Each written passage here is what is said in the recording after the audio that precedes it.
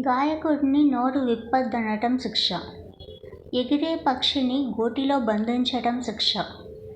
మయూరిని కాలు కదపొద్దనటం శిక్ష. వయ్యారి భామను అద్దం నుండి దూరం చేయటం శిక్ష. చేపను కొలను నుండి దూరం చేయటం శిక్ష. కళాకారుణ్ణి ప్రదర్శన ఇవ్వొద్దనటం శిక్ష. శిల్పిని శిల నుండి దూరం చేయటం శిక్ష. వాద్యకారుని వాద్యం కదపొద్దనటం శిక్ష. దూడని ఆవు నుండి దూరం చేయటం శిక్ష.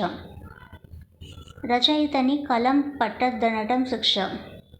నేతకారుణ్ణి దారం తాకొద్దనటం శిక్ష. శ్రామికుణ్ణి బరువు మోయొద్దనటం శిక్ష. ఒకరి పనితనం నుండి వారిని దూరం చేయటం శిక్ష. ఇలాంటి శిక్షలు విధించేవాడికి మరణమే శిక్ష.